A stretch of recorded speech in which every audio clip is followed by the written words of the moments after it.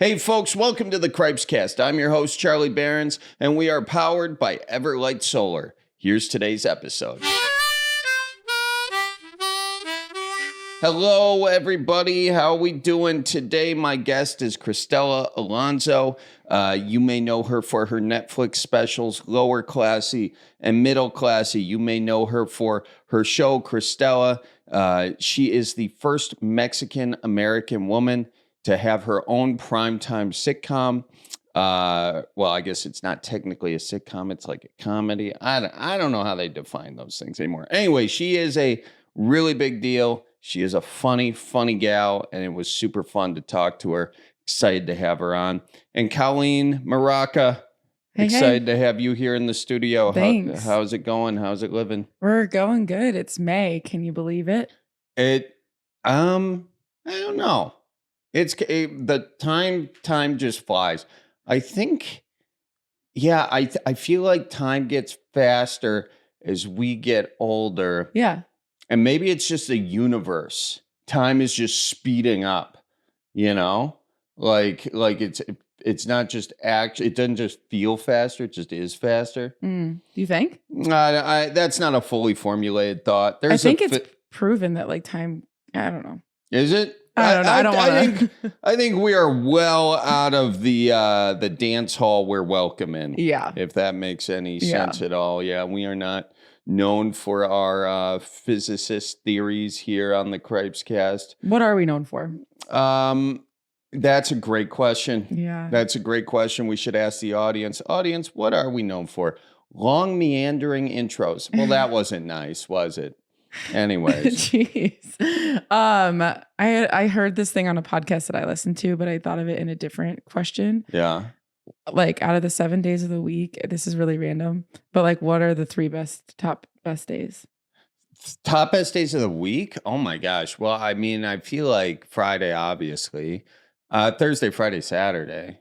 Okay. I mean, that's your typical answer, you know, but Sunday, you have the Sunday scaries. Yeah, I know. Mondays are always the case on the Mondays. Mm-hmm. Tuesday is like... Tuesday's worse than Monday, in my opinion. Yeah. You know what? I think this is connected to what we were talking about before. You think? We're talking bad stuff about days of the week. I mean, that's why time's flying, because we're just saying certain days just suck. But what if every day's a gift? Oh, boy. Things to think about. What do you think are the best days, Colleen? I love Sundays. Oh, you never get the Sunday scaries? No. Someone goes to church. I do. No, I love Sundays, but it's also because I like cleaning on Sundays. Oh, yeah. You know, I will say cleaning, like... And getting ready for the week. Yeah. Yeah. And it's therapeutic. It is. Cleaning is there because when you're cleaning, you're not just cleaning your home, you're cleaning your mind. Yeah. You know? Because that, like, think about it, like the thing that you have to clean is like an item on your checklist. Yeah. So then when you're cleaning, not only are you physically cleaning and getting something done, but you're cleaning off your list. Yeah. And you kind of think about other things you need to do. Sometimes you can get some good ideas, you know? Yeah. That nice little mindless activity. Yeah. Although sometimes I have a problem because I'm cleaning and I'm talking on the phone. It's also when I get some phone calls done. Yeah. I've been on the other end of those calls before. I actually thought about doing a sketch. The vacuum goes like, no, I'm not cleaning. And then at the end, it's the vacuum is like the third thing. It's like, no, that's just. Yeah. Yeah. You know what I mean? Is that the sketch? Is this guy, what would the title be of that? Guy who does things on the phone while you're on the phone with him? I mean, it's a continuation of the thing where it's like a guy who only calls when he drives. Yeah, that's really the best one. That's the best version of that. Yeah. But I still feel like I have some people I call on the phone and they're like, what are you doing? Yeah. And I'm like, multitasking. Like it helps me pay attention better. Yeah. I've gotten yelled at by a few people. The worst one is when I'm cooking. Oh, yeah. Like I'll call when I'm cooking. Yeah. Because you got the water running. Yeah. Or like I'll call when I'm cleaning the dishes. Oh, yeah. The dishes. Yeah. Organizing the junk drawer. Yeah. Anything rattly. But like at the same time, like if someone does it to me, I'm not like offended because it's like I know I'm helping you get a task done. Here's when it's annoying is when the person puts himself on speakerphone And they're just like, okay, yeah, that sounds good. I know I do it all the time. Yeah. The other thing that I do too that's dumb is I do it on FaceTime. Oh God, I hate FaceTime. You don't like FaceTiming? Sucks. No, I love it's like, FaceTiming. oh my God, but really? I love it. Like, why? Because then it's just like, do I got to be on? You know? I mean, maybe you feel like that with your friends and family, but I don't. So you just set the phone that they're just supposed to look at your back as you're cooking or something? No, I put it up like by my face while I'm cooking. Oh God. It's like a cooking show. Yeah, but then you got to find a place to set the camera so it doesn't fall in anything. I don't know. Yeah. It's too much. I realized that one time when I was like FaceTiming my brother and I was like doing laundry and he's like, all right, well, like I have a kid and I'm not like, like I'm talking to you right now. See, I feel your brother. Yeah. He's fine. He's fine. Yeah, he'll get over it. He'll get over it. But anyways. Yeah. Yeah. Well, I don't know. I don't think it's rude. I think jury's still out. It's really whoever you're talking to and what their expectation is. Yeah. Yeah. Do you like FaceTime? Drop it in the comments. Yeah, drop it in the comments. Let us know if you'd rather talk to someone, rather have someone multitask with you while they're FaceTiming you or just on the phone. F, marry, kill, FaceTime, phone call, text. Kill texts, kill FaceTime, and love and marry and fornicate with calls. Yeah, calls are the way to do it. Okay. Texting is such a waste of time. Do you know? Oh, and it interrupts you all day long. I got like 100 text messages I still haven't gotten back to. Ooh, popular alert. Pew, pew, pew. No, it just means I haven't gone through my text in a few days. I was gonna expose you. For what? Go ahead. Expose me. This is very vulnerable on this podcast. I think the reason you might like phone calls better is because it's easier for you to lie that you have to go somewhere else. What do you mean? Like it's easier for you to get off a call. What do you mean? Lie that I have to go. I can easily lie on FaceTime. Yeah, but like, because you'll be like, hold on, I got another call coming in. I'll talk to you later. I do have calls coming in. The thing is, on FaceTime, if someone else calls you on your phone, like whatever, it'll pause your video. So it's like, yeah. See, that's why I don't like FaceTime. That's the thing. Well, I mean, how do you politely say I don't want to be on the phone with you anymore?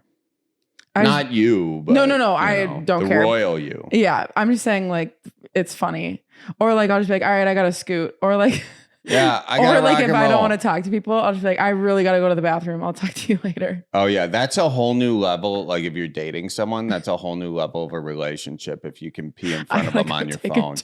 Yeah, and you're just on the and they know that you're. Because if you're peeing, you can't, if you're mid-conversation. You can't like mute. No. Yeah.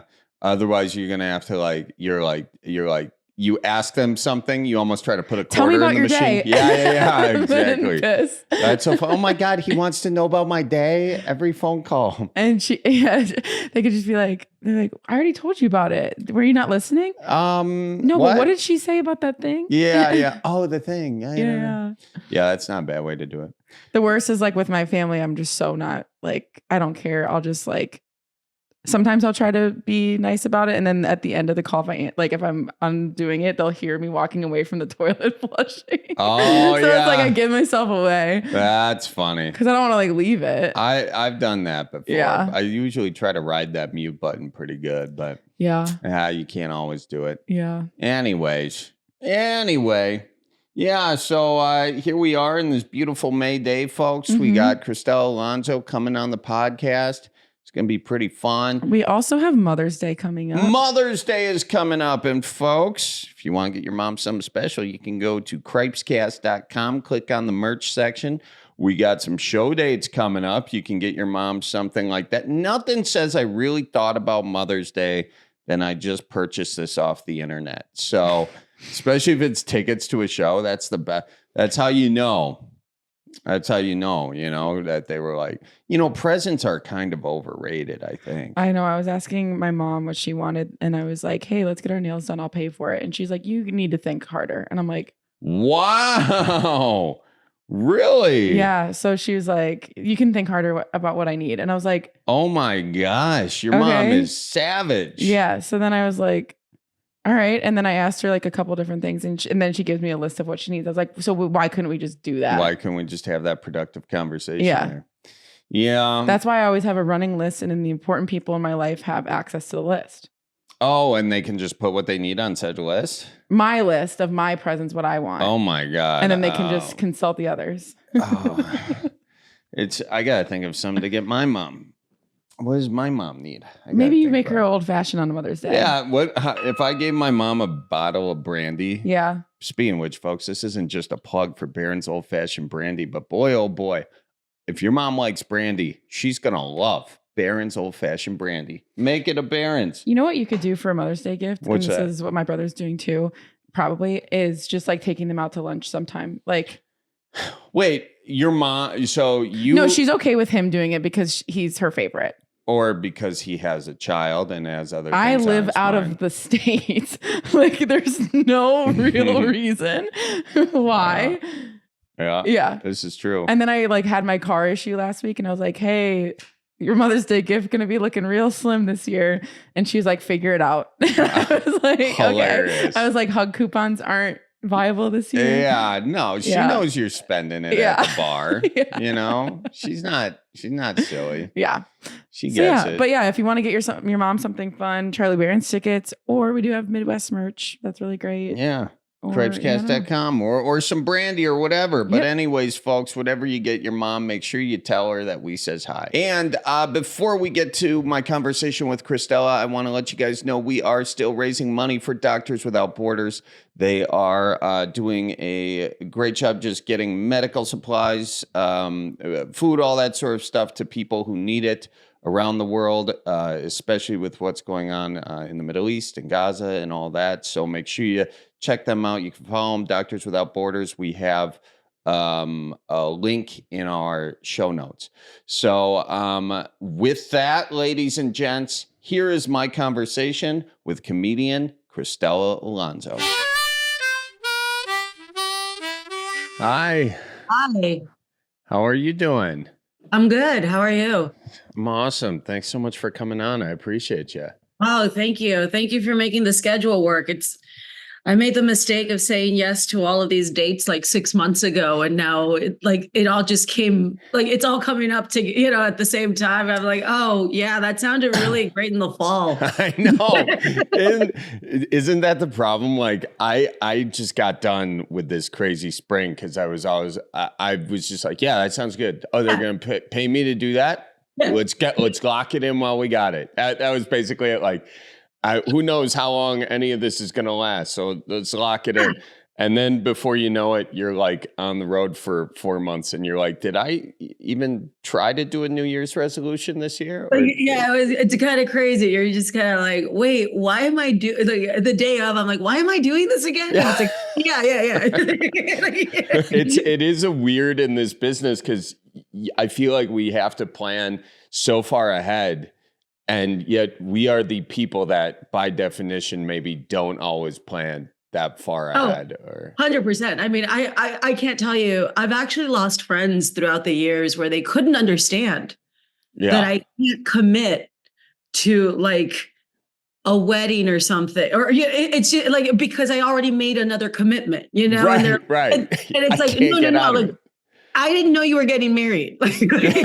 Exactly. You understand that, right? Like, I'm like, these tickets went on sale a long time ago, and I didn't know you were getting married. So it's that thing where sometimes people will ask me, hey, can you do something X amount? And I'm like, this is adorable that you think that I would even know what I'm doing that day. It's almost it's very cute. It's very cute.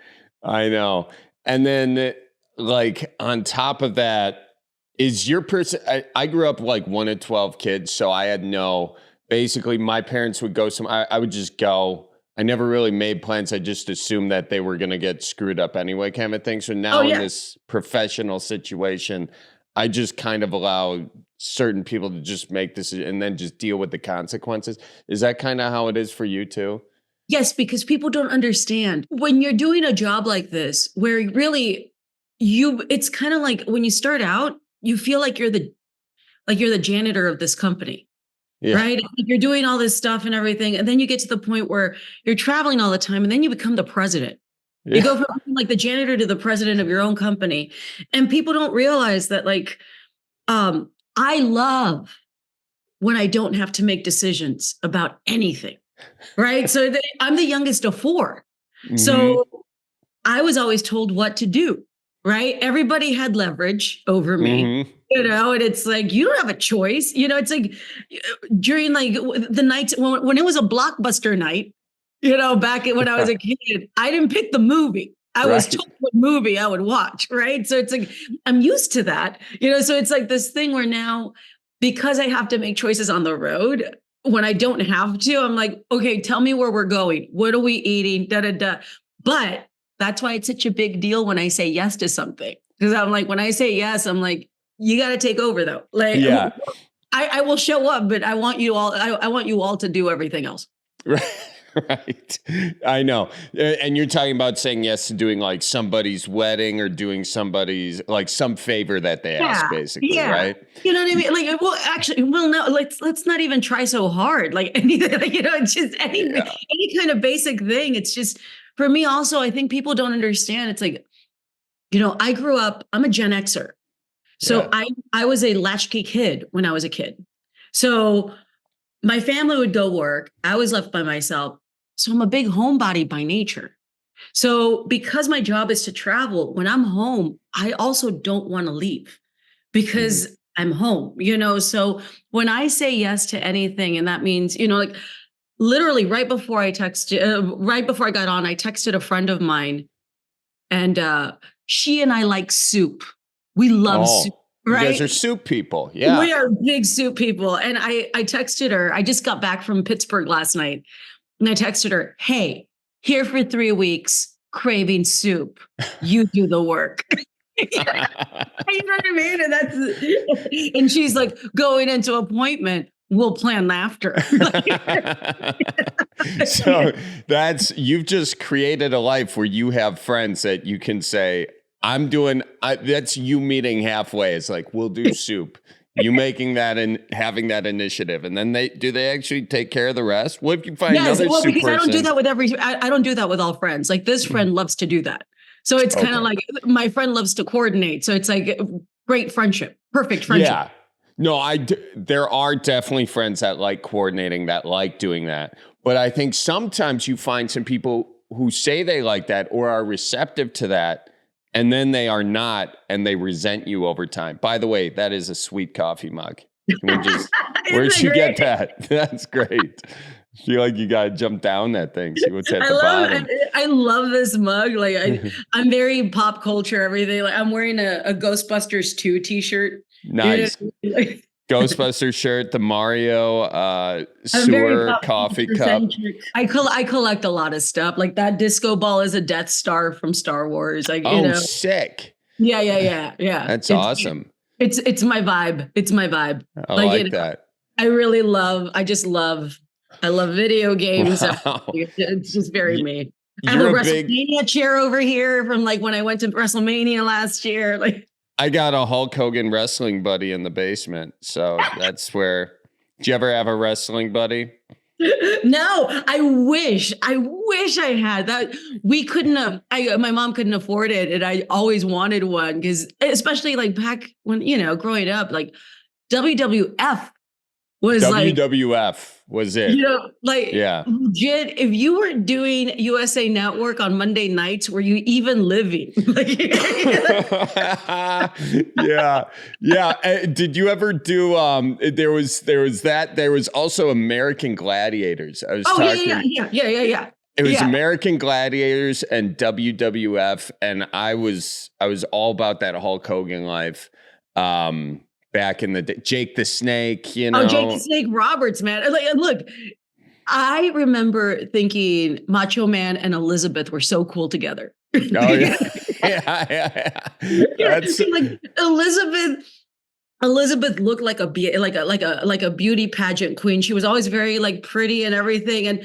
And they would cut to her when Macho Man would get like hurt or injured, and you could just see her almost in tears. And you're like, that's her man, like that. Like it was such a soap opera, but like in a good way. You know what I mean? You're just like, no, Elizabeth, like, you know.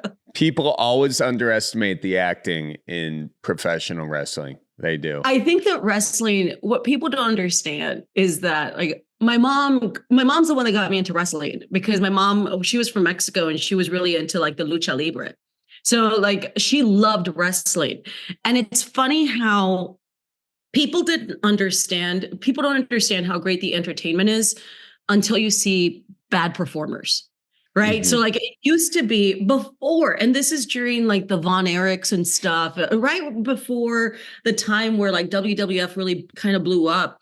You would have, I was actually just talking about this with Craig Robinson the other day. We were talking about how like when it was low budget, it was so cool because they would show the match and it would just be like, let's say it was Macho Man, right? Yeah. And Macho Man would get the big intro, and you always knew who was going to lose because the wrestler was already in the ring.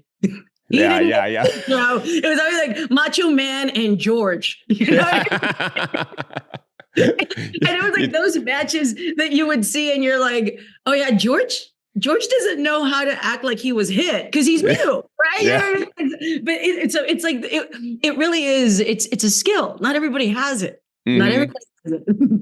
No, it's such a skill. I mean, it is to sell it and to build it. Yeah, you're right. Like, you know, when they're about to die, because there's no backstory, so they're not going to waste a whole lot even pretending. They don't even like have a character. Like it's just a guy with like yellow trunks. Like Macho Man is Macho Man. You know what I mean? Like you know it's Randy Savage, but you also have Macho Man, and it's just like George wearing yellow trunks, dude. And you'd never see George again. You're like, he doesn't even have a character.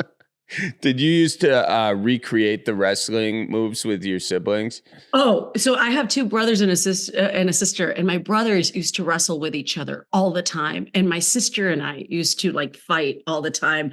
And in Mexico, there was this move that was called manita de puerco, which is kind of like it translates into like pig's hoof. And like it's basically you grab the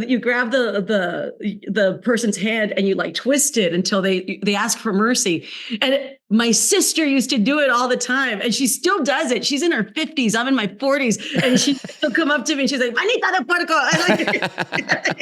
It's funny how like siblings, we can all grow up and get older, but we're still the same age. Oh, yeah. When it comes to like, it's weird. It's like we're adults, but at times we're not adults. You revert right back to it. You know, like I'll be looking at my brother, like just sitting at church even, you know, and I see this side of his leg, and I just see the target for the dead leg. Just get him right there, you know? I mean, and I can't unsee it. And sometimes I still do it, you know, and still get yelled at. You got to act out. I mean, you got to. Yeah, you revert to your inner child. I think the last time your brother beat your ass as a kid is when you revert to when you just feel you get this revengeful feeling out of nowhere, and you're just like, how am I going to get him back? You know, that's the age you revert to. We're all adults, and we'll go out, and it's. Again, I'm the youngest of four, and you know, like I'm 45. My siblings, I was like, there's like an 11-year gap between me and my sister, who's the next one to me. But you know, you see us, and we're all very grown, you know, and we'll be out, and my oldest brother, who's 60, will talk crap to my other brother in public. You know what I mean? Yeah. And it's just like seeing like you could be someone's grandparent. Yeah. Like, you know what I mean? It doesn't go away. It doesn't go away. Now, you being the youngest one and 11 years from, because I'll tell you this much, I'm second oldest, and I treat my youngest siblings like they got everything easy. You know, do they do that with you? You can't do anything. Like you know, they treat me like for some reason between those 11 years, we won the lottery. Like, we all grew up poor. We grew up in poverty, but their poverty was more poverty than me. You know what I mean? It's like I keep telling them, like, we were like, if you're poor, you're just poor. Like you can't, and they're like, no, but we were really poor. Like you came in and like we could afford like name brand cereal every now and then. And it's like, oh, I'm sorry, I'm sorry I brought in the baller lifestyle. Sorry, I brought the tricks in here. Okay, I know. You're welcome. I'm sorry. I brought in the kicks. Yeah, kicks. Oh my God, kicks. Yeah. Well, you grew up. So for those of you who don't know, you grew up, your family was squatting in a diner growing up for 7 years of your life. Is that how it was? And it was South Texas. My mom found this abandoned diner and we kind of just moved in. And it was this weird thing. It's weird because when people don't understand, well, I didn't know. I think that my mom did a great job of actually not making me aware of how poor we were. It wasn't until I was in my 20s and I was talking to my friends. We were having lunch and I was telling them how I grew up and someone said, bitch, you were poor. You know what I mean? And it was like that thing where like, I was like, I knew, but then when I realized, I looked back and I actually mentioned it to my brothers, to my siblings. And I was like, did you know? And they're like, yeah, we were, yes. What do you mean? So it's this thing, we had this abandoned diner and my mom moved in and it was run down and stuff. And, things didn't really work. We didn't really have a lot of water. Like my mom, actually, there was a family that lived next to the diner and she would pay the neighbors a flat amount every month to let us use an extension cord so that we could have electricity in the diner. You know what I mean? And it's this thing where I think that she's so brilliant for thinking that. And I always say that when people are struggling, when people are living paycheck to paycheck or whatever it is, it's like, it's crazy to see how innovative you become, because out of need, you really create a lot of stuff. Right. But the thing is that I always feel like when people are struggling and they come up with these, like, I guess, quote unquote, life hacks, right? They don't give themselves the credit for being so good and so smart at creating them. You know what I mean? That it's like, no, like we actually have to give them credit for how smart and like innovative they were, and also with the way that my mom, that we were raised, we were so insulated that it was just my family and I, so we're still very close, even though they all still live in Texas and I live in California. Like, I did Pittsburgh this weekend, right? And I talk about it in my set right now. Because I'm the youngest, I'm really trying to teach my family how to enjoy life because we didn't grow up allowed to enjoy life, meaning that it's like when you grow up in survival mode, you always live in survival mode. It's just how you're taught to live. And years ago, I told my family, like, we can't live like this. It's so hard because every day is about work. I have a job that is so, to me, I always consider it so luxurious compared to what my family did, right? Because, it wasn't manual labor, it wasn't physical labor and everything. But even then, I treat it like a job. Like I approach it, I almost make it not fun at times, because it's a job, and I told myself I have to stop doing that.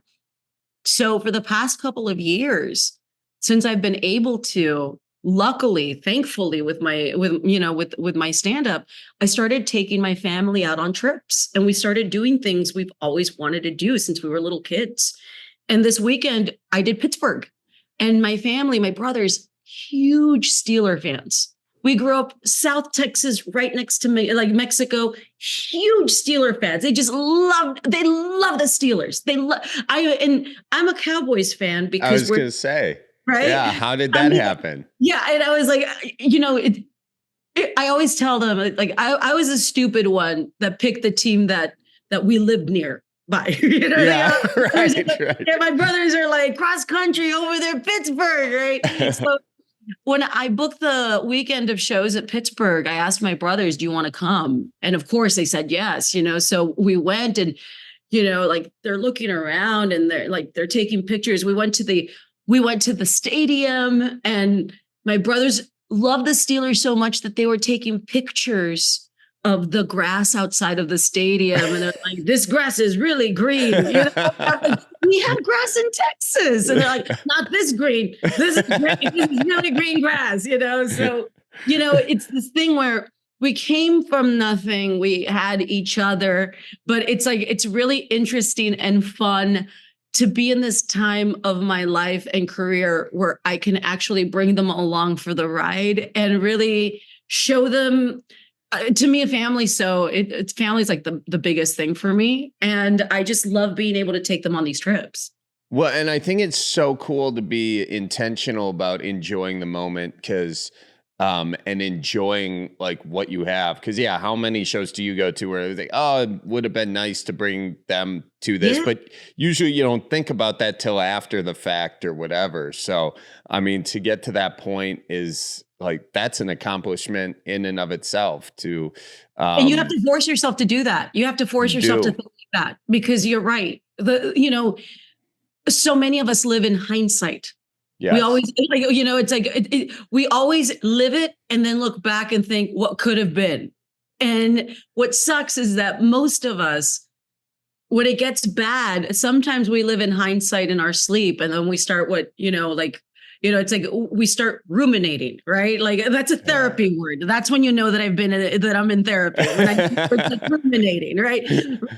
And that ruminating is when you just stay up at night thinking about scenarios that didn't happen, scenarios that you wish you could have changed. When you're sleeping and when you're trying to sleep and you're worrying about things, it's like the world is dead, meaning that everything is silent, but your mind isn't. So you start thinking about everything. And it's taken me years that I started realizing, like, what if I actually tried to take action before it happened rather than thinking about what didn't happen, Right.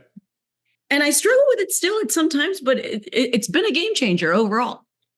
Now, that ruminating for you, was that typically for things in the past or in the future? Like, was it sort of like I don't know if that's the difference between depression and anxiety or something. Like one, you can't do anything about, the other you're worried about some. Well, I struggle with both. So it's a little bit of both, so it's like this thing where it depends, right?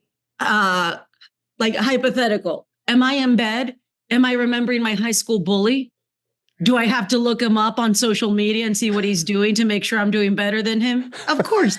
Right. So I have to think about him. And now I'm thinking about all the stuff he did that I'm thinking, well, I wish I could go back and do this. All right. So it's like, I'm doing that. That's when I live in the past. But if I'm doing something, if I have something coming up that I'm very nervous about, now I start thinking about the future. Right. Now I start thinking, it's kind of like, I call it it's kind of like a future domino effect, right? Yeah. Where you start thinking like, but what if this happens and this happens? And you're like dropping dominoes you haven't even built, you haven't even put up yet, right? So it depends, basically the answer is, what am I in the mood for?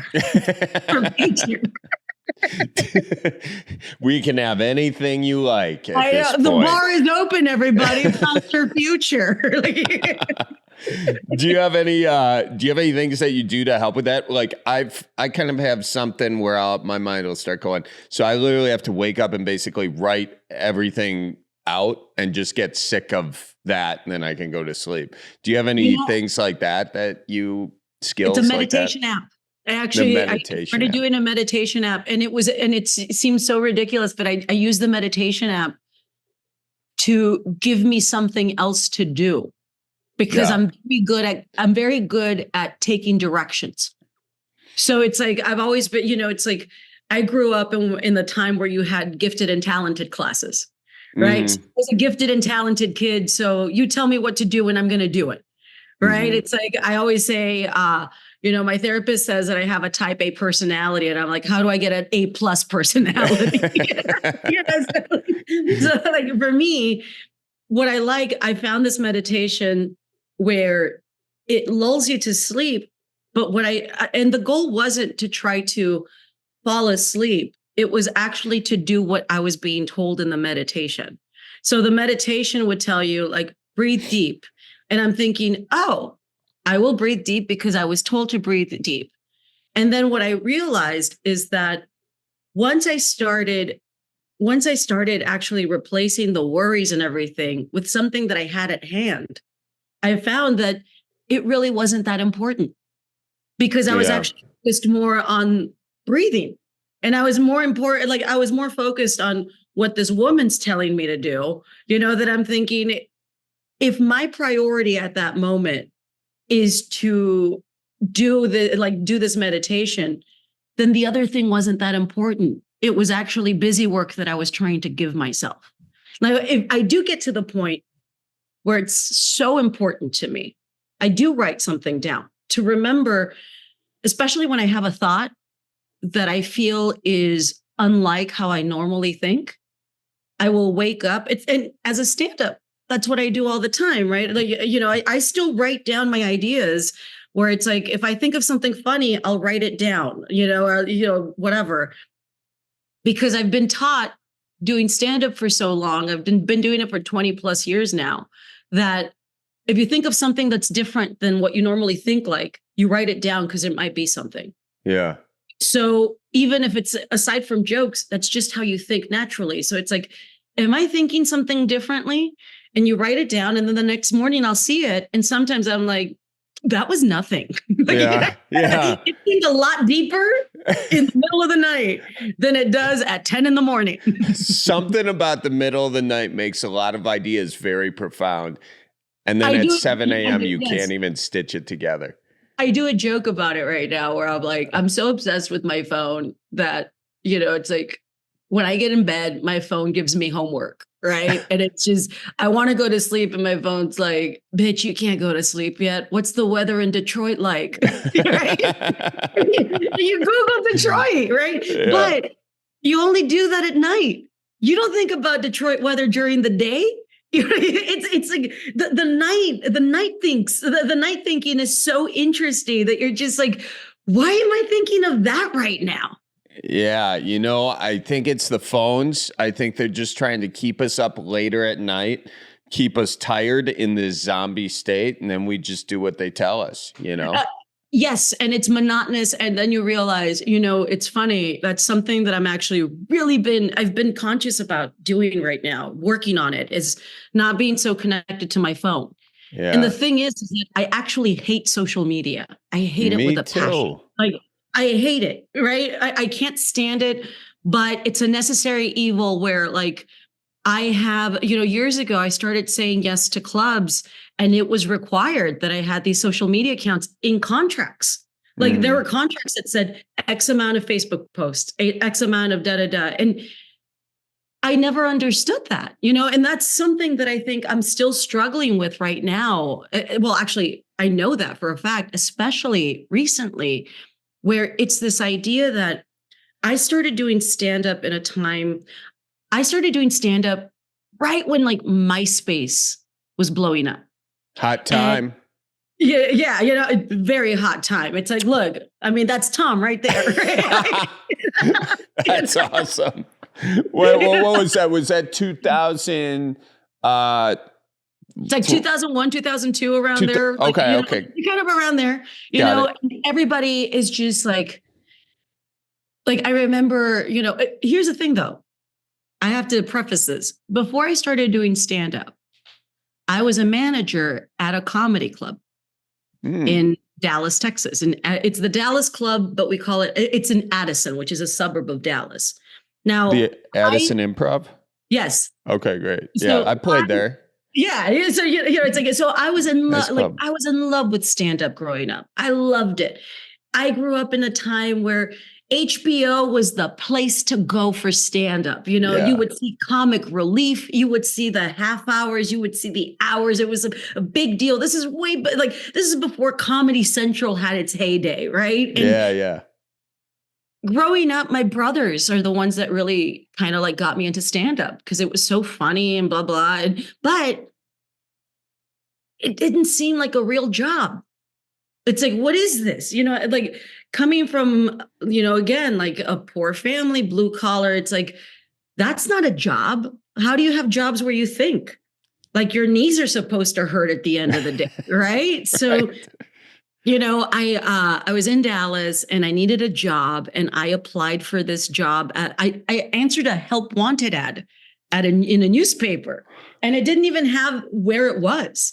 It was just like light office work, blah, blah. And I remember I went to an Italian restaurant because I was a server, and I applied, and they liked me, and they're like, come back tomorrow, blah, blah, blah. And then I left, and I went to this other like unnamed, job posting, and it was the club. And they were like, we're looking for an ops manager and somebody that's in charge of marketing. And I was like, I can do it all. Yeah. I'd never done it. Right. So my sister worked at a pharmaceutical company, and she's married. She was married. So I lied and said I was her assistant. So they called her up, and she's like, oh yeah, she's great. Like she's fantastic. I ended up getting the job, and I loved it. I just loved, like, this was the first comic that I worked with that came to headline when I got hired was Mitch Hedberg. Really? And it was at the time where the big comics hadn't jumped to theaters yet. Yeah. So it was really like, you would have these stacked weeks back to back where it was like Mitch Hedberg, Ryan Regan, Kathleen Madigan, Wanda Sykes. It was like, like everybody, like, Chappelle was doing clubs back then. It was just like, I think, it was just Jim Gaffigan. It was just like Jim Gaffigan was barely catching steam. You know what I mean? Wow. So it's that thing where you watched it and you're like, wow, that's amazing, right? That's like so amazing. And then MySpace, everybody started talking about this guy named Dane Cook. And everybody's like, this guy figured out how to blow up from this thing. And it's like, well, like from MySpace? And it's like, yeah, he blew up. And everybody's like, okay, well, yeah. And I remember the manager at the time, I told this, because I used to help book the clubs because I was such a big stand-up nerd that I would find these comics that I thought were up and coming. And I'm like, we should bring this guy in. He's going to blow up. Yeah. And I told this guy, and I told the manager, like, this Dane Cook guy, you got to bring him in. He was still very new. So he was doing clubs and stuff. Yeah. And my manager, like my boss was like, no, I don't see it. Like, right. And we didn't throw that back in his face. Oh, 100%. It was just, I didn't like, see it, like 100%. But it was this thing so what happened, and I know I'm long-winded, but it's like what happened is that MySpace took over. But at that time, the clubs were responsible for helping comics sell tickets.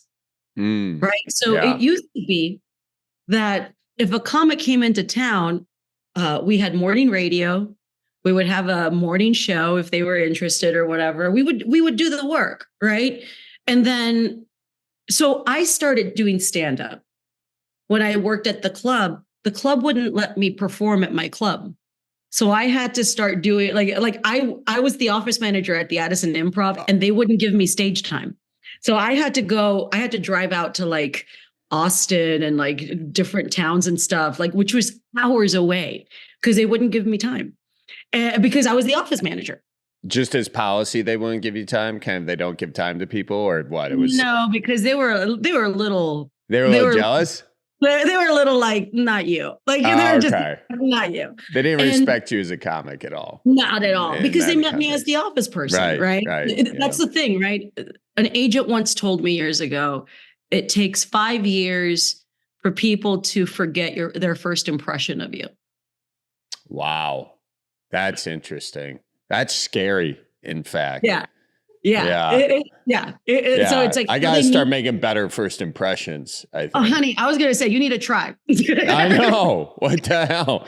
I mean, geez, I should at least button this shirt up, God. But, it's this thing where like, I noticed, so that's how I was raised in stand-up, right? That your job as a comic was to write jokes And if you were good, word of mouth would travel and you would headline. Right. You know, one of the best stories I remember is Kathleen Madigan years ago. I was a big Kathleen, like, you know, I would see her in the clubs and I'm like, God, she's so funny. You know, like she told me a story about how it was basically, I'm paraphrasing, obviously, it's not my story, but the whole thing was like, someone asked her, like, how did you know you were ready to headline? And she said, they told me I was. Yeah. And, you know, and it's like that thing where I'm like, that makes sense. They told me I was, right? Yeah.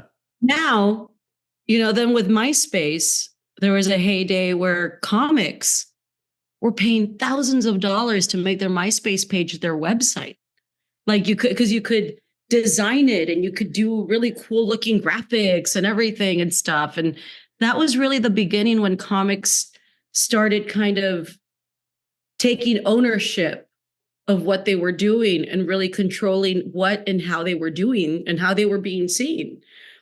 But it was still very primitive, you know, because even then, I mean, think about it, in 2024, it's hysterical.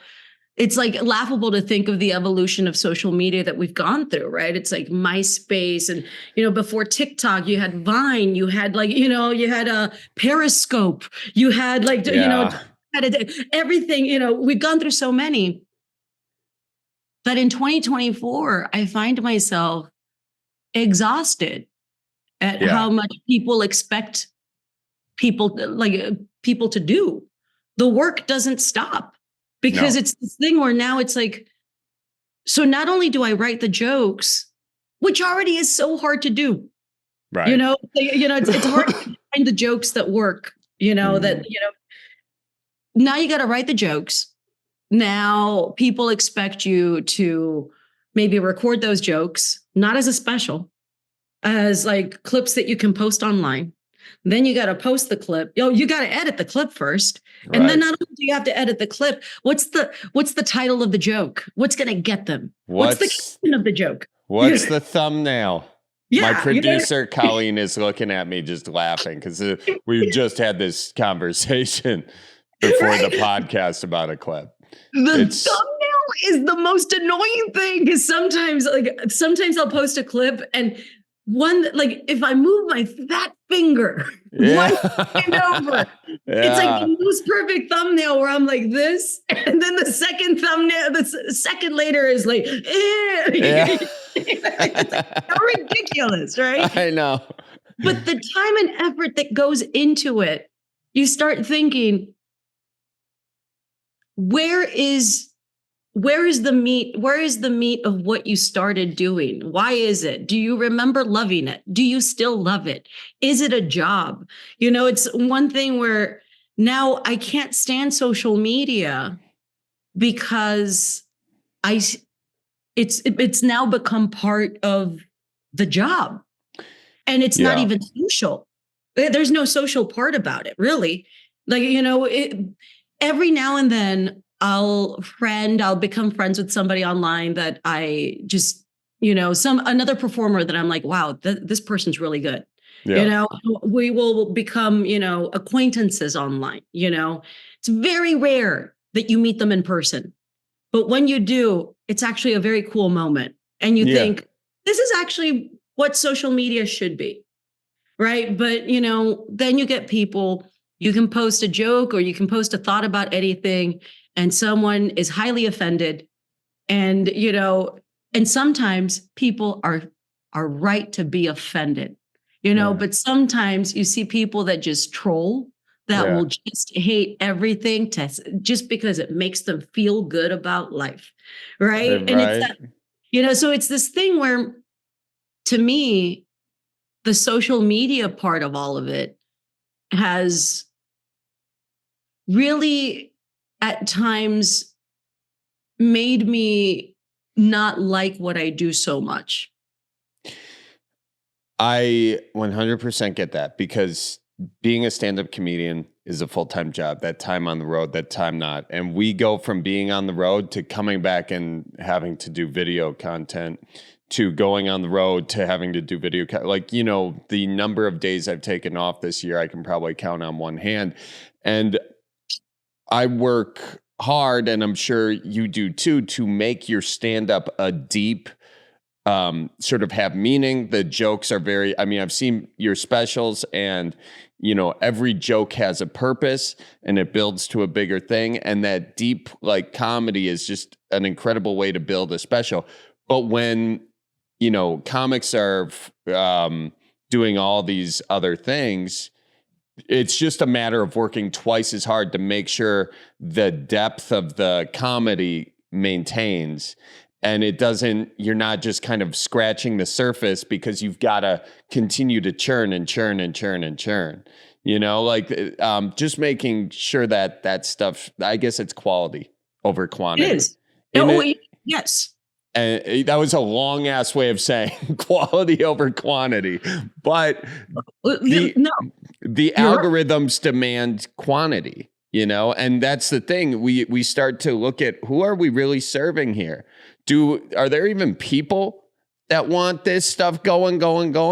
Or is it this thing that wants us to continue to be dependent upon this thing? And so we're serving it. And what part do we play in the cycle that we're not even creating the cycle? Hey, folks, thank you for listening to the Cripescast. If you're enjoying this podcast, you got to also thank Everlight Solar. They are powering this sucker up. We got their solar panels on our roof right now, sucking up that energy from the sun and feeding it right into these lights here. It's cheaper for us. It is good for the environment, and it can be cheaper for you and good for the environment too. Just check out everlightsolar.com. Get a free consultation. They'll come to your home, tell you if solar panels are going to work on your home, and you know, they'll give you the numbers. They'll show you how it works, and highly recommend you do. I think your pocketbook will be satisfied, and Mother Earth will be satisfied. A tree's going to hug you back if you do it. Folks, and I want to tell you about Fleet Farm. Fleet Farm's garden center is open for the season, and they've got just what you need to have a colorful and full garden all summer long. Looking to plant your favorite fruits and veggies? They got tons of options for that. Are you more of a shrub or flower person? Well, they got that too. Plus, you'll even find everything you need for your everyday lawn and garden care, like power equipment, seed, anything you can think of that gets that grass growing. Or, you know, the natural shrubbery. They've got all those options too. Whatever you need to get your yard looking good, bada bing, bada boom, head on over to the Fleet Farm Garden Center today and tell them we says hi. And finally, folks, Mother's Day is coming up, and we got all your Midwest merch right at Cripescast.com. Check it out. We got sweatshirts, koozies, games, the Midwest Survival Guide, my book, a bunch of stuff. Check it out there at Cripescast.com. Click the merch section, and enjoy your moms this Mother's Day. All right, back to the pod. Even aside from stand-up or anything, any business owner, any person, any entity that wants to promote, that, you know, considers like their business, that wants to amplify their brand, whatever it is, right? Yeah. You know, I think the biggest danger that we have is that the internet is always open. It's like 7-Eleven, right? 24/7. Yeah. Right? So it's this thing where, you know, one thing, again, it's like, look, again, I learned it from my therapist. I have therapy money. I'm sorry. But, you know, like, one thing I learned from my therapist years ago was... Oh, you've had therapy money for years? Get the hell out of here. Again. Decade ago. I know. I'm like, sorry, internet. I am learning to be a better person. One thing she taught me was that in order to help your mental health, and this is for me, is that you have to actually give yourself store hours for your business. You know, it's like you have to be very conscious about actually calling it a day and certain, you know, every day. You know, it's like you have to give yourself X amount of times where you're not doing the business, because stores close. You got to give the workers a break. You got to give you got to give yourself some time. And that's the thing that I think is so, that's the thing that's kind of awful about social media, is that sometimes we don't even see that it's becoming this constant thing that we check throughout the day, because we see it as a continuation of the thing we were previously doing. So it's just like this thing like, oh, well, I'm just going to do this. You post a video, you want to see you want to see, is it getting views? Is it doing this? Or, whatever, I started posting clips like last year, I think, or something. And I was very anti posting clips, because when I started stand-up, you really weren't supposed to, it was this idea that if you posted clips, people would know your jokes. And then like people used to hate when they knew your jokes and you did it again. Like they used to not like that. Like you would do a joke and if it went viral, like on YouTube when it started, right? And you did it in your set, they saw you live. They're like, we already saw this. We already saw this joke. You can't think of any other new joke, so we wouldn't post it, because stand-up wasn't seen like music. If you go see Boston, you want to go hear more than a feeling. You know what I mean? You know, that's scary too, right? How that thumbs up comes, Do you know that I was in therapy last week and I'm talking about my mom passing away and I do this. And it came up. The friggin' emoji ball. Take a clue. FaceTime. And I was telling my therapist, of like, I know it seems deceiving, but I was not happy she passed away. Also, what the hell is that? Why are they doing this stupid button thing with the thumb? I see your thumb right there. I see it. Like there must be some deeper. In case you didn't see it. Yeah. How about this button, computer? Can you do that? Can you do that middle finger emoji? No, but we got to be nice to the computers. They're going to run the show in like 5 years. Let them. Let them. Humans have had a good run. We have proven that we're not that good at this thing. Look at our political system of the past. Look at our regression politically over the years. But it's true. It's like it's this thing where you're just, it's like the social media thing is just like, now I started posting clips like a year ago or something, and they started getting like one of the first clips I posted got millions of views. It's almost like I think last time I checked, it was like at 18 million views. You got that hit. And it's weird. It's weird when I posted it, I didn't expect anything of it because it was from a special. It was from my last special, Middle Classy, that did okay. Wasn't marketed a lot. So, there's part of me that thought, well, if it wasn't marketed, maybe like people have already seen it. They're, it's like, it's already been out there, blah, blah. And I realized when that clip went viral, I was like, oh,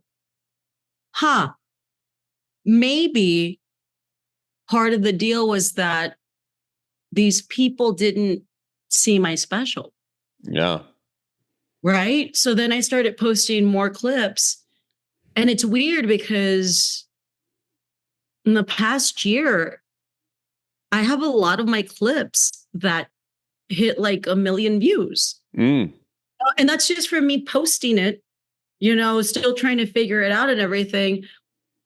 And when I first started posting them, I could not stop watching them grow, because I couldn't believe that people were watching these clips. It's like, because again, I kept thinking, but the special has already been out for like a year or so, like a year and a half. It's like, how are you just seeing it now? Right. And it's like, and then you realize social media is different. They're seeing a snippet of a whole thing, you know what I mean? And people's attention spans are, like shorter now. And, it's like, you gotta spoon feed a lot of the content, because they're not going to sit and watch an hour like they used to. Yeah. You released the album. Now you got to give them the singles, and not just forget the singles, just the hook, hook. Give them the hug. Absolutely. That's a brilliant way of saying it. Here's an even more brilliant way. It's when you get that one box of Lucky Charms. Like my mom used to get like once a month Lucky Charms, right. And all the kids would come. They knew there was some Lucky Charms. There would be fist fights getting to that box But one time that whole fist fight ensued. We start pouring it. And my brother had already gotten down there and done marshmallow spoonfuls off of that. We were just eating the crap of the Lucky Charms and all hell broke loose. Anyway, that's what those little clips are. It's someone just eating the marshmallows. I don't know if that was a better way. It just came to mind, you know? It's true. It's like the clips and everything. You're just like, oh, because it was so new to me that people were actually watching the clips. I started noticing that I was just always keeping track of the videos, and then it got to the point where I'm like, I'm just always checking social media. Yeah. And, it's like, and then to top it all off, we're checking different sites, and it's just, it just never stops. And then I realized, I'm like, it doesn't do anything for me to keep looking to see if the video has more views and stuff. It's like dopamine, right? It's like that feeling of like, you start seeing it and you're like, oh, okay, this is kind of cool, right? And then you realize like, well, what's it for? Well, and I'm not saying that I'm not grateful to get those views. I'm saying that I can let it happen and not try to obsess over seeing them, and then, and it's funny because at the same time, I watch the number of views, but I don't read the comments. Like, so it's that thing where, it sounds so ridiculous, but it's so true. I do not read any reviews of anything I've done. I've never read them. I don't like them. I don't do any, like when I had my TV show, I was tagged and reviewed in everything, and I never read an article. And everybody's like, how did you never read an article? I'm like, because I didn't want to know, and it was like this thing, and people find that really hard to believe. And I remember there was a show called Iconoclasts, and it was on the Sundance Channel. And it was two influential people put together. And they would kind of spend some time together and they'd have conversations, very cool conversations. And one episode was Dave Chappelle and Maya Angelou. And they're talking, she's talking about like the civil rights movement, everything. And then she talks about criticism, reviews. And she basically says, don't pick them up, don't put them down. Which, and then she starts explaining that if you accept the good ones, then you accept the bad ones. You have to. So it's like, don't pick them up, don't put them down. And she talks about there's this talk about like how with criticism, with reviews, with anything, like you have to look at the source and think, is this source someone that speaks to someone like me? Because if it's not, they might not like what I do automatically because it's not their style. So it's like, why are we putting so much power into certain people's thoughts if you already know they probably don't align with what you're doing, And I remember seeing that show. God, I saw it. Must have been about 20 years ago or something. And I have it on my iTunes. I bought the episode when it came out and I bought it and I watch it every now and then to remember that, because there's something about that hits so real to me. It was so close that I was just like, yeah, I don't think I need to spend my life wondering what other people think like that, because if it's not what I want, if we're not aligned with it, then why are we doing it? And I do that for mental reasons, for mental health reasons, because sometimes you'll see comments and people hate you. Like they hate what you did. And they'll pick the smallest thing in what you posted and it's the bane of their existence, you know, and you realize like you weren't going to like it. You were never going to like it, you know, and social media now allows you to give both good and bad, you know, and a lot of times it's a lot of bad, you know, than good, just because they want that algorithm, or they want, you know, they want to trick it, or they want other people that think like them to see the video and start hating on what you're doing. It's just a whole thing. Yeah, what I get concerned about is that the algorithm favors anger, because anger is the strongest emotion. And I know it for myself. If I see a comment that makes me feel good, I'm like, next. I'm almost looking for the one that, and I will look at the negative comment longer, and I will stay on that platform longer because I am angry. And you see that that's what's amplifying on social media largely, is anger and a lot of hate and all this and that. And so, you know, people joke about like the robots taking over or whatever, or sometimes they're more serious. But if you think about that, we are teaching these robots all these things. And what do we spend most of our time putting into the computer? I'm not talking about when you're in front of a person face to face, but what we put into the computer is hate. At least we pretend to be nice when someone's face to face. Yes. You know? So that's kind of the concerning thing. It's like, what are we teaching this alien child we're bringing into this world and are going to make smarter than us? You know? It is true. I mean, look, my algorithm, it's hilarious. Like on Instagram, Instagram's probably like my go-to. Yeah. My Instagram algorithm for me is a lot of dogs. Oh my God. Dogs. Yeah. I love all the dogs, right? Like nice. I love dogs. It's like dogs, pop culture stuff from like the 90s, like a lot of like hip hop rap.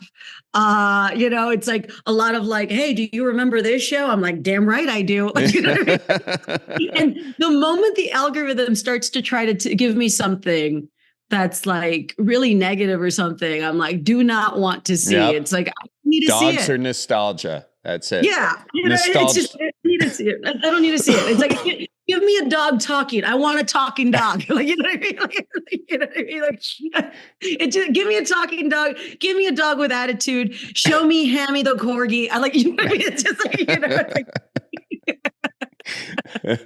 know. Let me ask you, you're a Cowboys fan. I am a Packers fan.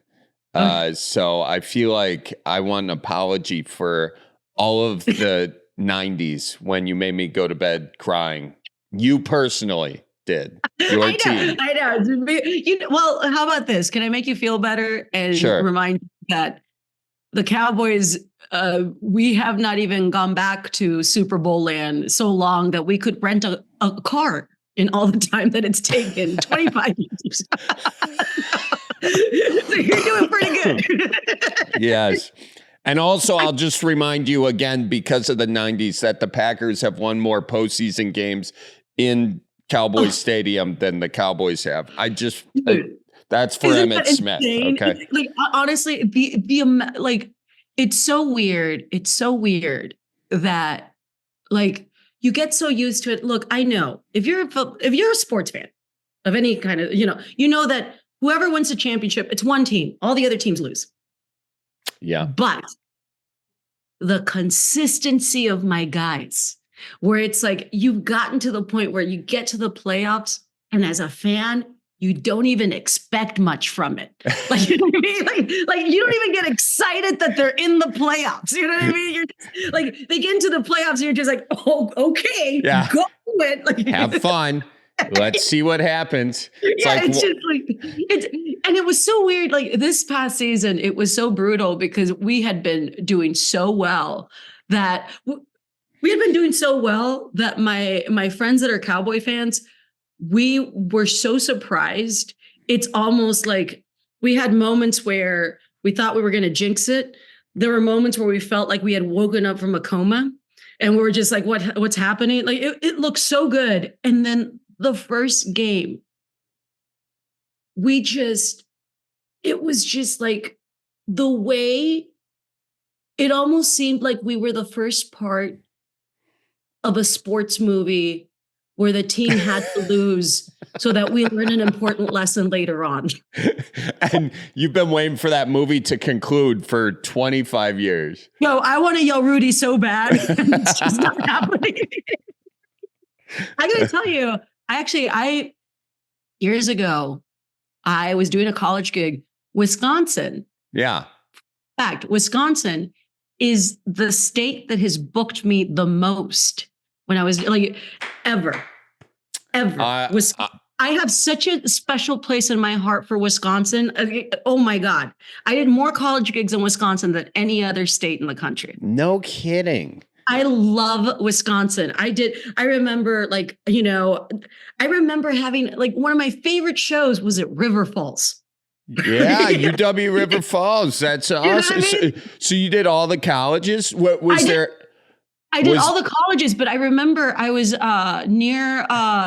I had to go to the Green Bay once to see the stadium because I wanted to see the stadium because it's a thing where I'm like to me it's like, it's kind of like what we were saying at the top. It's like you do things because you're like, it's like we get busy because you're like you never know when it's going to end, right? Like so for me, it was kind of a drive. I want to say that I drove about like 30, 40 minutes to get to Green Bay just to see the stadium. But I thought like, you never know when you're going to be back in Green Bay. Like, you know what I mean? Like you got to see the stadium. It's like, again, it's like, I love the Cowboys. I'm not a Dick fan.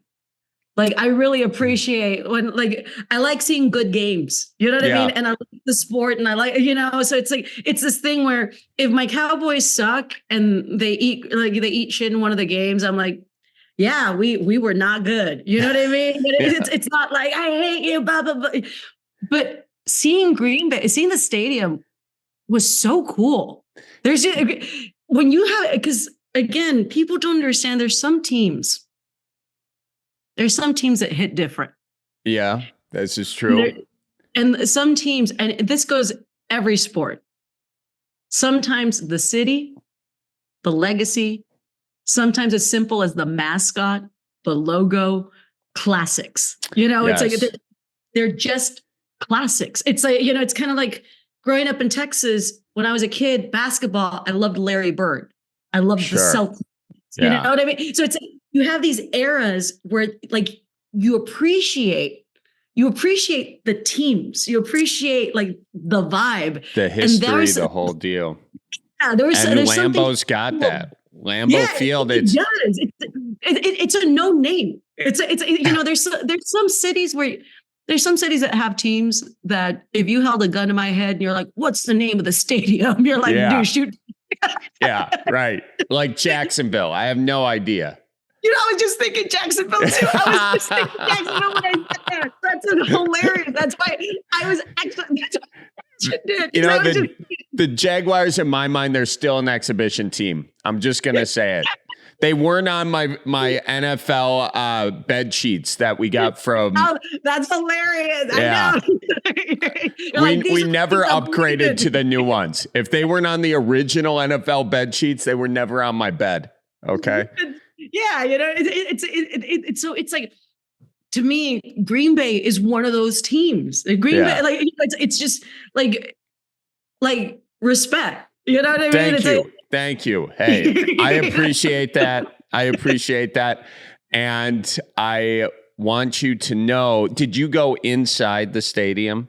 No, because I wanted to get a tour, but they weren't doing them that day. I do stadium tours when I can. I hit up all the stadiums. Like I did, I was doing shows in Chicago last year, and I did Wrigley Field. Like I always like seeing the stadiums. So much fun. It doesn't matter the teams. Wrigley Field is another one. I don't like the Cubs, but Wrigley Field is a classic stadium. Like you got to go. Fenway. It's the history. Yeah. When you came to Wisconsin, was there anything about like Wisconsin that you didn't understand? Did someone be like, "Oh, hey, how you doing?" Give you the nice full accent. It was all the rivers. Oh, it was like Wisconsin. I remember this about Wisconsin, and I love Wisconsin. It seems like is it known as like, is it 5,000? It was a lot of rivers. Minnesota, Minnesota has 10,000 lakes. They put that on their license plate. Yes. Wisconsin has 15,000 lakes. Just want to say that. It's the lakes. It's like a lot of rivers. A lot of rivers it was too. Actually, it was very. I kind of considered Wisconsin as like the nerdy girl in an 80s movie pre-makeover, where it's like low-key hot. It's not a weird, it's not a weird thing that I noticed about Wisconsin. It was actually that it was very pretty. And it's that thing where like, hey, Wisconsin, take off those glasses. Let me see your eyes. Like, you know what I mean? I love that. I love this. I've never heard this description of Wisconsin. I don't think it's ever been the low-key hot state in my mind. To me, because I worked out of Wisconsin so much, I would fly into Wisconsin a lot. And, and I would rent a car and do all these gigs. So I drove a lot of Wisconsin, and I was like, man, this is a really pretty place. Then you realize I started to traveling during the winter. And that's when I realized, like, in the winter, no one does anything but like go to the local bar and drink because there's nothing really else, not much else to do in a lot of the little towns. You know what I mean? But bowling too, but it was the Dells. Is it the Dells? Yeah, the Dells, Wisconsin Dells. What a place! Indoor so water park. It's like I wish more people knew about it, but I don't want more people to know about it because it's so cool. First of all, the natural beauty of the Dells is incredible. They're the bluffs along the river, all of that, but also the most water slides per capita in the world, the water slide capital of the world, like 50 miles of water slides. I did just make that up, but it's probably true somehow. You know what? I mean, look, let's just say it is, right? Like the Dells we do that. A lot of last date spots there, like the Museum of Historic Torture Devices is there. I mean, Ripley's, you can go check that out afterwards. It's showboat for a drink. I remember the first time I went and when people introduced the cheese curds to me, and I was trying to understand what cheese curds were because I was asking like, so are they cheese sticks? It's like, oh, no. They're like just little bits of cheese that are like deep fried. And like every restaurant has them. Yeah. Right. So like I had them and I realized like they're fucking great. I mean, they're so good. Yeah. But now I saw there's some places outside of Wisconsin adjacent that have cheese curds. And I refuse to eat them there. That's, that cheese curds are like, it's a Wisconsin thing. I appreciate that. I think your loyalty will come back to you tenfold. I do. I think that's a karma thing. Yeah. Wisconsin invented the cheese curd. They did. And you can check my math on that. And I'm 99.2% sure I'm right. But I will say this. You've tried the deep fried cheese curds. Have you tried the squeaky cheese curds? Where they squeak in your mouth? No. Okay. I'm going to Milwaukee, so let's get the show plug in too. When is the Milwaukee show? Oh God, hold on. Let me look. Yeah, look at it. May 6th. Oh yeah. May 16th through the 18th. I'm doing the Milwaukee Improv. But okay, so I can get squeaky cheese curds. Squeaky cheese curds, because these are cold cheese curds. They're not deep fried. Well, actually, they're not really cold because if they get cold, it kind of ruins the squeak. They're sort of a room temp cheese curd situation is where you're going to get the ideal squeakiness from. But it's incredible. You can just go to, all right. You got to go to the Mars Cheese Castle when you're here, just a little day trip, just down the way a bit, So Mars Cheese Castle. In fact, if I'm in town when you're here, I can give you a tour of it if you want, if you're bored. But this place has all the cheese you've never even been able to imagine, really. And you will get the squeaky cheese curds where you put them in your mouth, you feel like you're eating a mouse. except you're not eating a mouse. You're eating wonderful cheese. And you can thank me in it later. My family's really pro cheese. We love cheese. I love that. By the way, the foam cheese heads, one of my favorite things ever. Got one right back there. That is so incredible for you to say as a Cowboys fan, you know? Look, I got to appreciate when teams can love appropriately and like really get it, like hardcore. This weekend I went, because my brothers were in Pittsburgh, we went to see a Pirates game because they were in the Red Sox. Oh, sure. And, oh yeah, perfect. You know, it's a daytime game right before the show and stuff. And in the middle, it was a fun game. The Pirates lost, but it was like, it wasn't a full blowout. Like there was consistent movement where you're like, this is a cool game to watch, right? Yeah. But, like there's a part in the in the game where they start playing the Beastie Boys Sabotage, and you look up at the scoreboard, and you see like I just saw these little things that look like little empanadas, and I'm like, what is this? And they're the pierogies.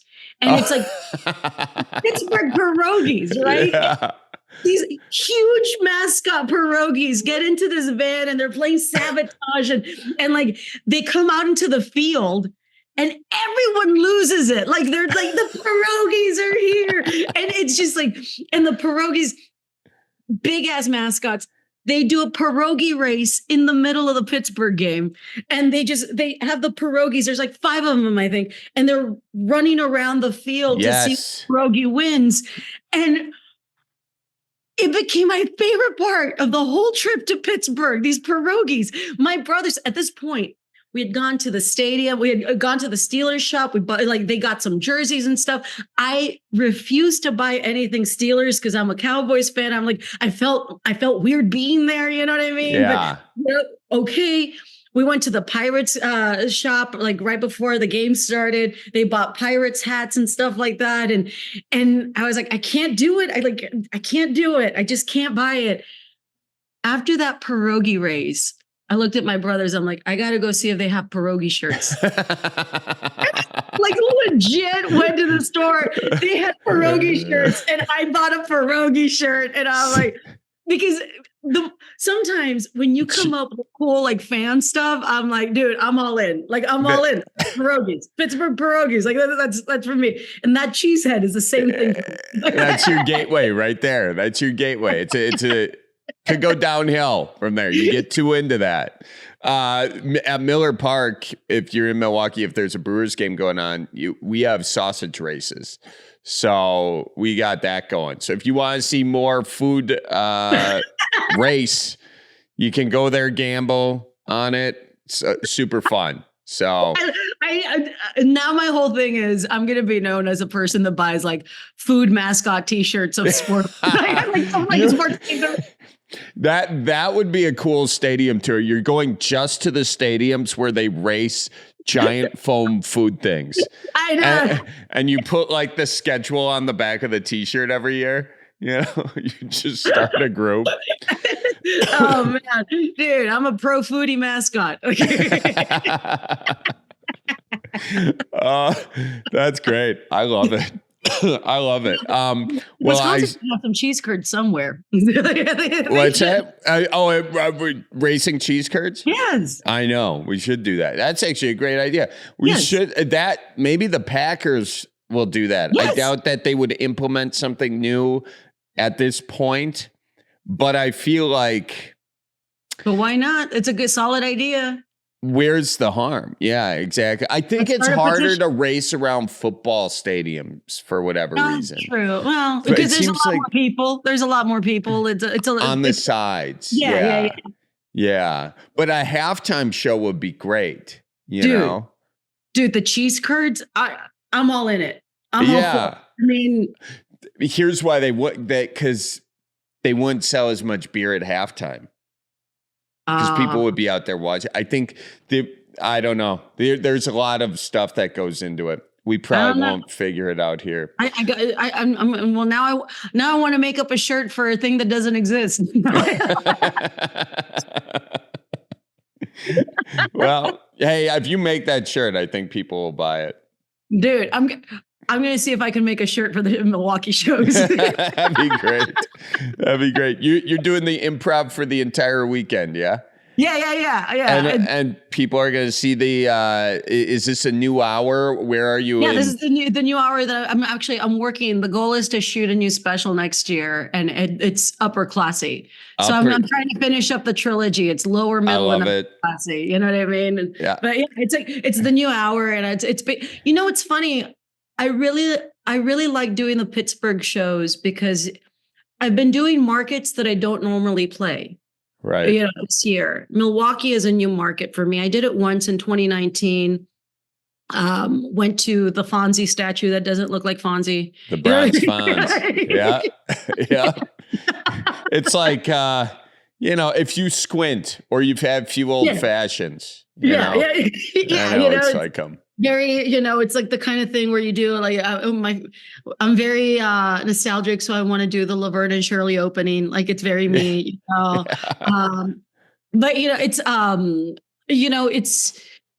doing 5 shows, Milwaukee. I'm picking the Pittsburgh shows were kind of cool. Well, not kind of cool. They were very cool. It's cool to see cities that you don't normally play and see how basically that's the one thing I love about stand-up is that it doesn't really matter where you go because as different as we are, we're all very much alike. And it's very cool to see that in different places. Yeah. Yeah. You're just saying, as specific as you get in your comedy, you're finding that universality. I feel like you do a great job in doing that. Your story is so specific. I mean, you came from close to nothing to as you had your own show, which was hilarious. You have several stand-up specials, another one in the works. Yeah. And you top of your game and you can do that all by finding that universality in something so specific. And it's beautiful. It's very cool. It's a very cool thing. And to me, it's just, I always say that's the thing I think about, like, when I was a kid, when I was like a little kid, my dream was to be the president of the United States. I wanted to do that. And I would tell my teachers and I would tell the neighborhood and everybody's like, that's dumb. How are you going to do that? You know what I mean? And I listened to them and because I was a kid and I thought, well, adults should know better, right? They should know, it's like, maybe they got a point. And I remember, then I fell in love with performing and I really loved making people laugh. But again, it's like what I said earlier. It's like, you don't think of it as a job. You don't think of it as something that you can do. I didn't. And it's interesting, like now with, when I realized that it was really like my dream, I realized that there's never an ending to the dream. The dream is actually, like I always tell people, a lifelong dream takes a lifetime. It's never done. You actually just get to it and you do it in different ways and it evolves, but you're still dreaming. Yeah. Right. For me, it's like, that's kind of what all of this is. It's like, I've always said, I think that me growing up in poverty made me very fearless because I had nothing to lose, literally. So it made me want to try everything. Because I thought at the end of the day, if it doesn't work, what's the worst that can happen? I go back to having nothing, and everything that I've been able to do. And, to be honest, there are times where I don't fully understand what I've been able to do because growing up in that survival mode, you think, well, I did this. You think of it as accomplished, but you don't really have that moment where you realize, like, I can't believe I did that. For me, for me. I didn't even do it that one. You never take it in though. But yeah, because I'm in the middle of doing it.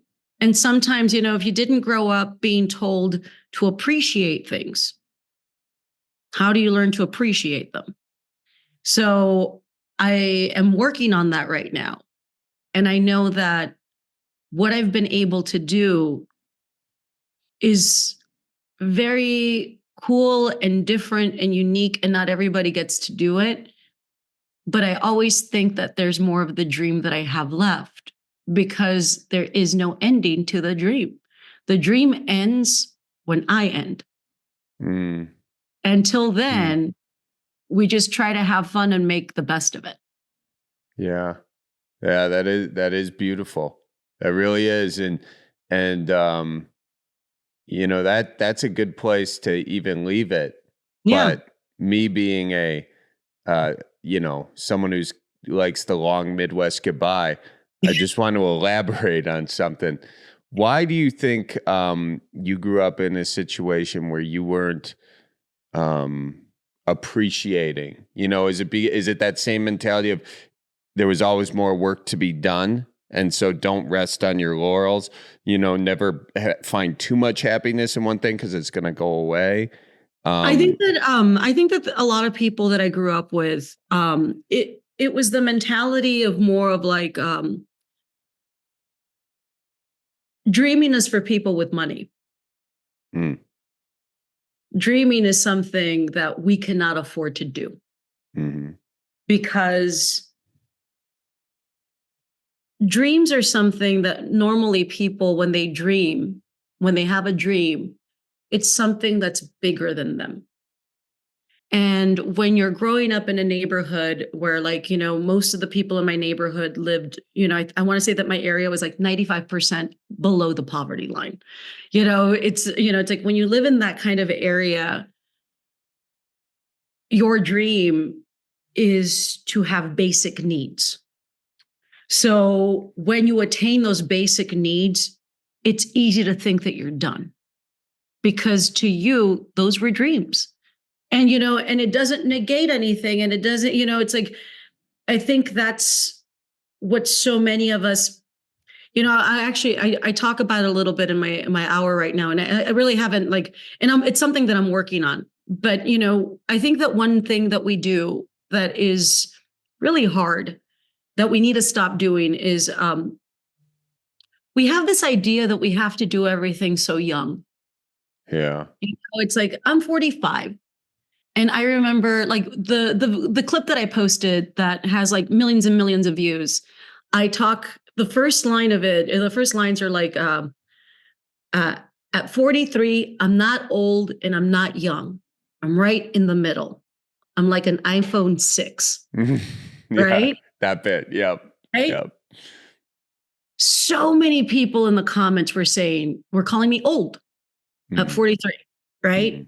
They think that's old, right? And then one day, months later, I posted a clip about how I wish I could have a nightclub during the day where we just go and listen to music quietly. Right. And, you know, it's like the stupid little thing and whatever, you know, and it was just this thing where,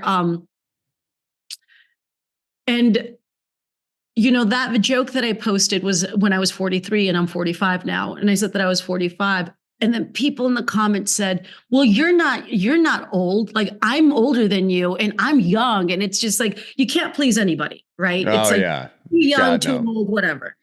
And then I started thinking, it's funny how we think about age. Cause at 45, if I'm lucky, I will get to live another 45 years.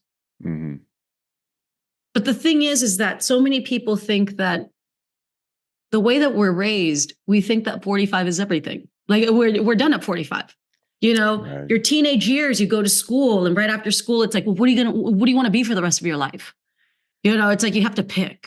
And then if you pick, you got to get the job. And sometimes, you know, they'll tell you, well, you got to get married and you got to have a family and you got to do this and you got to do this. And, you know, the algorithm on Instagram for me that sometimes wants to sneak in is people that say, you know, like some people that say that they're not married and they feel bad that they're not married.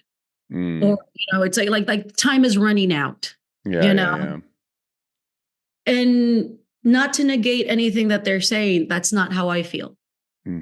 Right. So it's like this thing that it's weird how it tries to sneak into me because of my age. Yeah. Right. Yeah. It says, but it isn't how I think, you know, because I'll tell you, for me, being 45, I love getting older. because starting out, my family had nothing.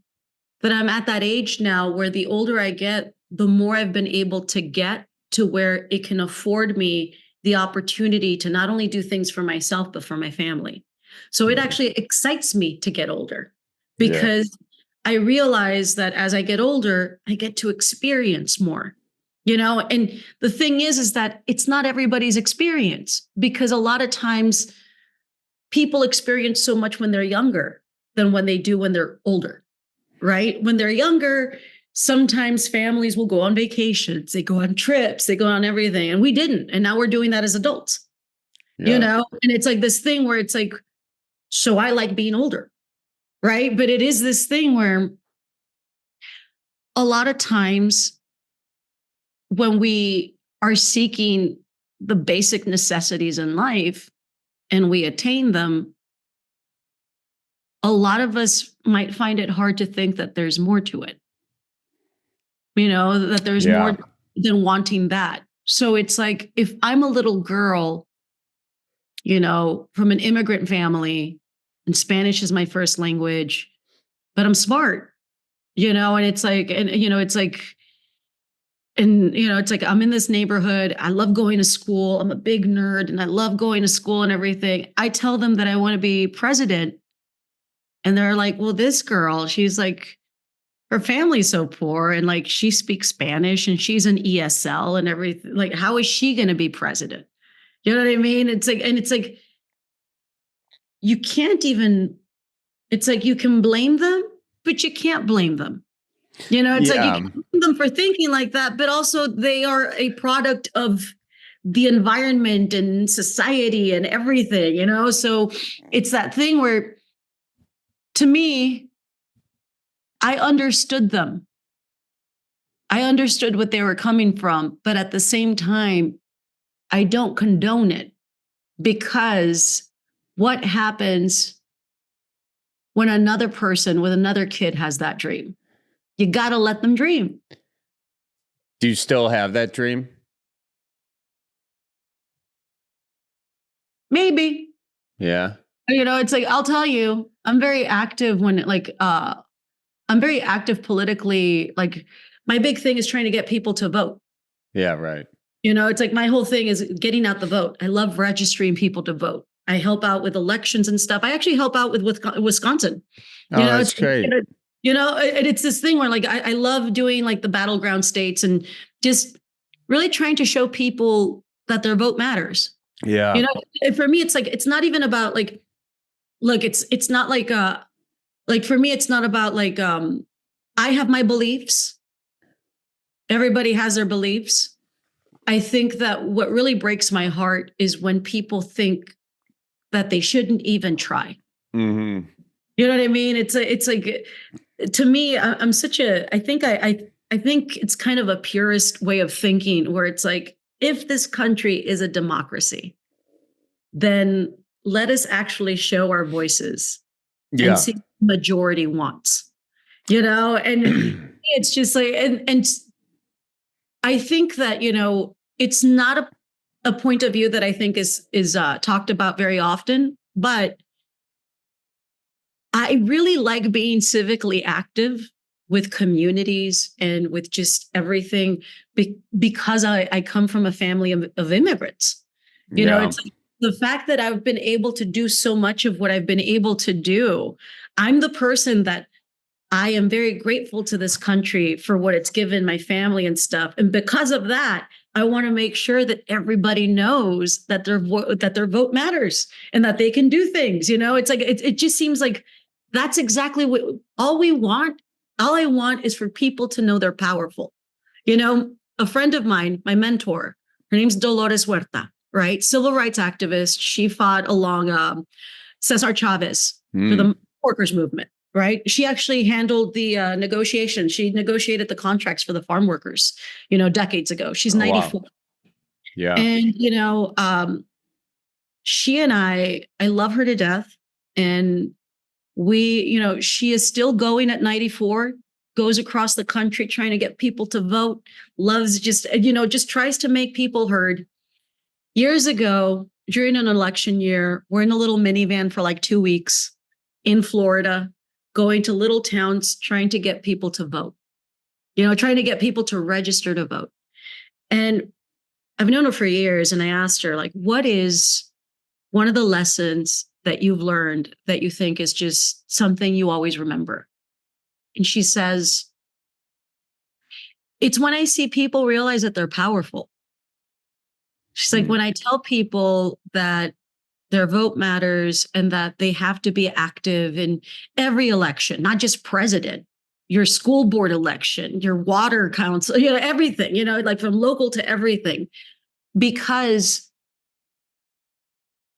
I have cited examples where school board officials have been able to make changes that affect the town. It's like, and people don't think about how school board elections are important. But when I see people that realize that they're so powerful, that they realize that change is possible, it's so great to see them go off and try to teach that power to someone else. Yeah. And to me, that is, I think, the coolest thing, So it's like, part of me always thinks that, it's like the first dream was always to be president of the United States. And if it doesn't come true, because again, I said a dream is a lifelong dream, right? Sure. Your dream is a lifelong dream, right? It has no ending. Trying to work towards that and trying to be the best person that you can be, meaning that you will be flawed and you will make mistakes and stuff, but still always trying to be the best person you can be. If I don't become president, at least I know I can be that. You know what?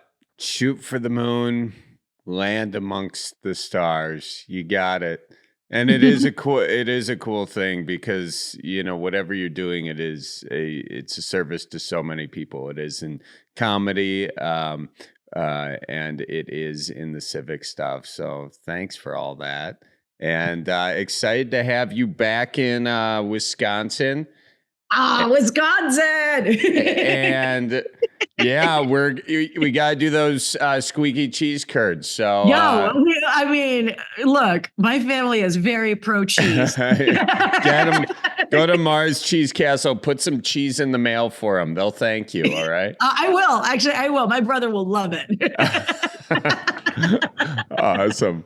I love it. Well, thank you so much again for coming on, and watch out for deer between now and May. All right. Oh, thank you. Actually, that's a good reminder because I do forget. Yeah, they're out there. All right. You don't want to lose a car. And they show up out of nowhere like a hologram. They do. They do. You got to be watching the sides. Open up your periphery. All right. I know. They're very gang-like where they're just like, oh, this is our turf. What are you doing here? I know. We're going to jet. And then they die. Sad. And hopefully your car doesn't too. 100%. Well, so nice to meet you. This was a lot of fun. All right. Bye. We'll see you soon. Bye-bye. Folks, special thanks to Cristela for coming on the show. She is hilarious. She is insightful. She is funny. And she is coming to the Midwest, Milwaukee, May 16th through the 18th, and then Chicago right after that. You can check out her shows. Where can they find her shows, Colleen? Where? You go to CristelaAlonzo.com. You'll see all of her show dates. She has all of her specials there linked as well. And just like all the stuff that's going on in her life is at CristelaAlonzo.com. You can follow her on Instagram or Twitter or now X at Cristela9 and check out her specials on Netflix, Lower Classy and Middle Classy. And Deep Tease, her next one is Upper Classy. She told us that. So, yeah. Looking forward to it. Yeah. All right, folks. Thanks so much for listening. Everyone keep her moving. And one last time, tell your moms we says hi. Happy Mother's Day. So roll out the barrel and get the band brewing. Life's got you down. Just keep her moving. It's on Wisconsin. The Badgers say it's the old Wisconsin Jubilee. You know, sometimes when you're ice fishing, you put your foot in the walleye hole and go ass over tea kettle and you think you're done. No, you gotta keep her moving.